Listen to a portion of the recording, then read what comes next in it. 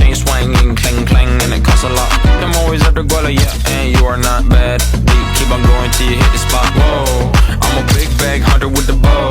She got a big bed, drop it low. Mama called me and she happy with the grow. Never ever fall for it.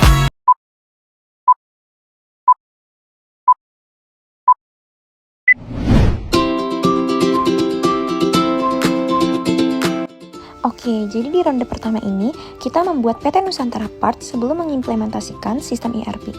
Jadi bisa dilihat dari bagian yang paling atas, yang di atas kotak abu-abu itu adalah bagian scanning kasir, dan di bawahnya itu kenapa warnanya belum sama sistem kasirnya, karena tadi dibilang ada beberapa data-data yang kurang atau miss, sehingga kita membuatnya itu bagian kotaknya itu atau sistem kasirnya itu kita buat berbeda atau tidak sinkron. Selanjutnya ada pegawai yang menjalankan sistemnya, karena di sini sistemnya masih manual, jadi PT Nusantara Parts masih memakai pegawai untuk menjalankan sistemnya.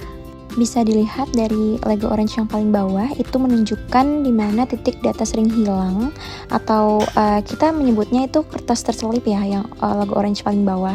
Karena sistemnya masih manual, jadi ada kemungkinan kertasnya terselip karena kesalahan pegawai.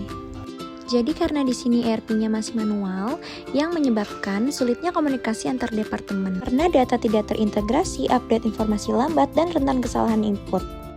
Karena masih memakai manusia untuk menjalankan sistemnya. Setiap departemen memakai data sendiri sehingga informasi sering tidak sinkron. Dan harus dikonfirmasi secara manual yang akhirnya menimbulkan miskomunikasi dan keterlambatan kerja.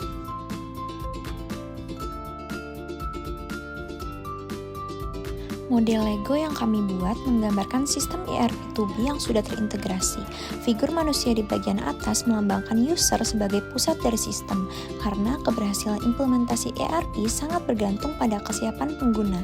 Struktur bertingkat di bawahnya menunjukkan proses dan alur sistem yang sudah dibangun, namun masih terdapat bata merah di bagian depan dan samping. Bata merah ini merepresentasikan isu atau risiko yang masih menghambat kesiapan go live, seperti user yang belum sepenuhnya terlatih, proses bisnis yang belum stabil, atau data yang belum siap. Dengan masih adanya bata merah ini, dapat disimpulkan bahwa sistem belum sepenuhnya siap untuk go live. Oleh karena itu, organisasi perlu melakukan mitigasi risiko terlebih dahulu, seperti peningkatan pelatihan user, penyempurnaan proses bisnis, serta pengujian ulang sistem, sebelum sistem ERP dapat diimplementasikan secara penuh. Model Lego ini menggambarkan kondisi PT Nusantara Parts yang telah berhasil mengimplementasikan sistem ERP dan memasuki fase performance. Bangunan kecil di sisi kiri melambangkan sistem ERP yang sudah go live dan digunakan dalam operasional perusahaan. Antena di atasnya menunjukkan bahwa sistem telah aktif, terhubung, dan mampu mengintegrasikan data antar divisi seperti produksi, gudang, dan keuangan. Namun, setelah sistem berjalan, muncul hambatan yang memengaruhi performa ERP.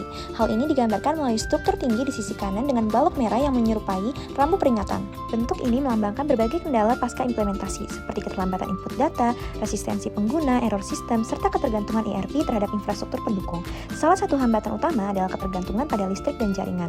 Ketika terjadi pemadaman listrik tanpa dukungan UPS atau genset, sistem ERP tidak dapat diakses sehingga aktivitas bisnis terhenti. Kondisi ini menunjukkan bahwa meskipun ERP sudah diterapkan, perusahaan tetap perlu memperkuat infrastruktur, meningkatkan kesiapan pengguna, dan melakukan evaluasi berkelanjutan agar performa sistem dapat berjalan secara optimal dan berkelanjutan.